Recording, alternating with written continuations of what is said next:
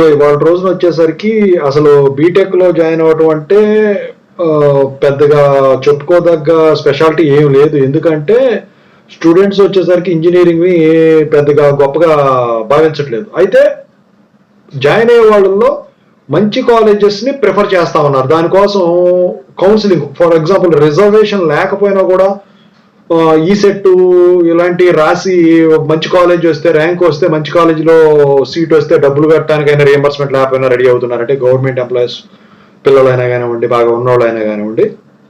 So మీరు అర్థం చేసుకోవచ్చు కాలేజెస్కు ఉన్న డిమాండ్ ఏంటి అంటే మంచి కాలేజ్ అయ్యి ఉండాలని చెప్పేసి. అంటే మంచి కాలేజ్ అని ఎప్పుడు అంటాం మనం, ఫ్యాకల్టీ కరెక్ట్గా ఉండి, క్లాసెస్ కరెక్ట్గా జరిగి, ల్యాబ్స్ ఎక్విప్మెంట్ అంతా కరెక్ట్గా ఉండి, క్యాంపస్ ప్లేస్మెంట్స్ వచ్చి ఇదంతా జరిగితే మంచి కాలేజ్ అంటాం. సో అట్లాంటి వాటిల్లో సీట్ రావాలంటే అది కూడా లాటరల్ ఎంట్రీ కింద, డిప్లొమా నుంచి బీటెక్లోకి వెళ్తే దాన్ని లాటరల్ ఎంట్రీ అంటాం. బీఫార్మసీ అయినా కానివ్వండి, ఇది ఏదైనా కానివ్వండి, అగ్రి అయినా కానివ్వండి, ఏదైనా కానివ్వండి.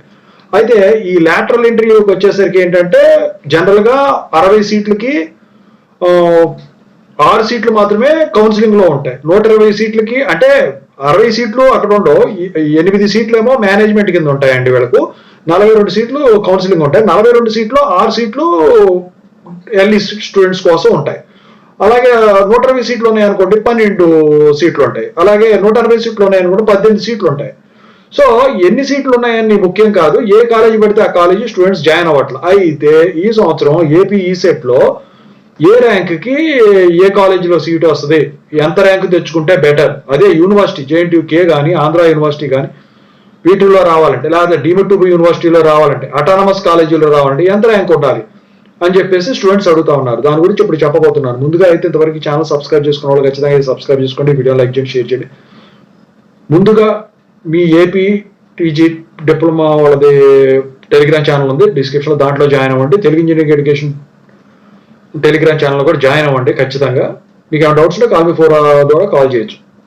అయితే ఇప్పుడు ఏంటంటే ఏపీ ఈసెట్ 2025 ఎగ్జామ్స్ ఉంటాయి కదా, సో దానికి స్టూడెంట్స్ ప్రిపేర్ అవుతూ ఉంటారు. ఇక ఫైనల్ సెమిస్టర్కి వచ్చేపాటికి ఇప్పుడు ఇంటర్న్షిప్ ద్వారా ఉంటారు కాబట్టి సో కోచింగ్లు తీసుకుంటారు, ఇదంతా చేస్తూ ఉంటారు. అయితే నాకు తెలిసి మీరు వచ్చేసరికి ఇప్పుడు ఫర్ ఎగ్జాంపుల్ అఫిలియేటెడ్ కాలేజీలో సీట్ రావడం అయితే పెద్ద విషయం కాదు. మీకు అరొకరొకగా ఎట్లా రాసినా 12,000 వచ్చినా 15 వచ్చిన ర్యాంకు ఈజీ కొట్టేస్తారు. కానీ అటానమస్ కాలేజీలో ఇంకొంచెం పెరుగుతాయి. అయితే వాళ్ళ రోజున ఏపీలో మ్యాక్సిమం అన్ని కూడా అటానమస్ కాలేజ్, జేఎన్టీయూకే కింద అయితే అన్ని అటానమస్ కాలేజీలు ఆల్మోస్ట్.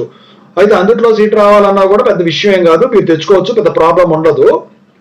సో ఇక యూనివర్సిటీలో సీట్ రావాలంటే ఏంటంటే 500 నుంచి 1500 ర్యాంక్ వరకు కూడా మీకు జేఎన్టీయూకే యూనివర్సిటీలో సీట్ అయితే వస్తుందండి లాటరల్ ఎంట్రీకి. అది ట్రిపుల్ గనకైతే. సిఎస్సి అయితే ఇంకా కాంపిటీషన్ ఎక్కువ ఉంది కాబట్టి దానికన్నా కొంచెం తక్కువ రావాలంటే 200 నుంచి 1500 లోపు మధ్యలో ర్యాంక్ వచ్చి ఉండాలి. ఈసీ అయినా అంతే. EC, triple mechanical, mining, civil ఇలాంటివేమో ఫస్ట్ చెప్పినట్టు, సిఎస్సి, ఏఐ ఇలాంటివేమో సెకండ్ చెప్పిన ర్యాంక్ ప్రకారం రావాల్సి ఉంటుందన్నమాట. అదే ఆంధ్ర యూనివర్సిటీ అయితే 500 to 1000 మధ్యలో సీట్ రావాల్సి ఉంటుంది. ఈ కోర్ గ్రూపులు అయితే, అంటే కోర్ గ్రూప్ అని ఏమంటాం అంటే ట్రిపుల్ మెకానికల్, సివిల్ ఇవన్నీ కూడా, ఈసీఈ ఇవన్నీ కూడా. అదే సిఎస్సి ఇవైతే 100 ఇట్లా 500, 1000 లోపు ర్యాంక్స్ రావాల్సి ఉంటుంది. డీమ్డ్ యూనివర్సిటీలు అయితే అది వచ్చేసరికి వాళ్ళు స్పెషల్ సెట్ కండక్ట్ చేస్తారు, ఇది కూడా కన్సిడర్ చేస్తారు, ర్యాంక్ ఎన్ఆర్ఎఫ్ ర్యాంక్ అని ఇది ఉంటాయి. సో 500 ర్యాంక్ వచ్చినా కూడా సరిపోతుంది. సో డీమ్డ్ యూనివర్సిటీలో సీటే ఉందిలేండి. సో మొత్తానికైతే అఫిలియేటెడ్ కాలేజీల్లో సీట్ కావాలంటే మాత్రం 10,000 వచ్చినా 15,000 వచ్చినా ఎట్లానే ఉంటుంది.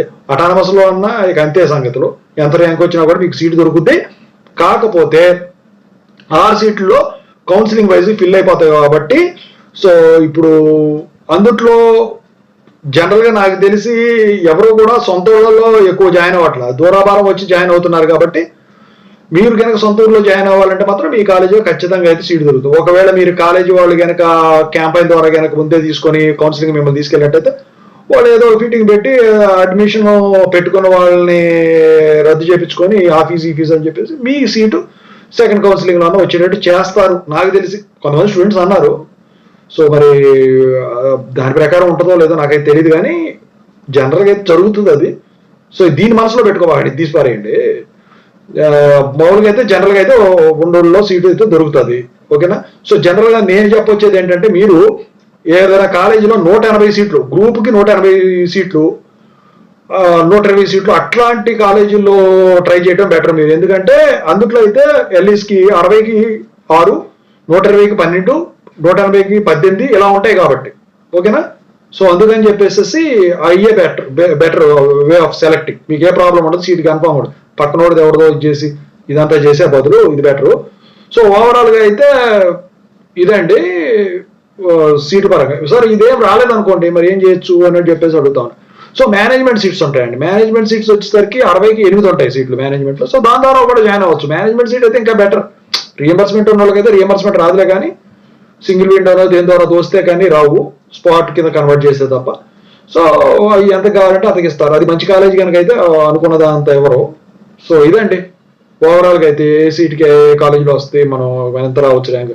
సో ద బెస్ట్ ర్యాంక్ అని ఎప్పుడు చెప్తానంటే 200 to 1000 లోపు ఏదొచ్చినా బెస్ట్ ర్యాంక్.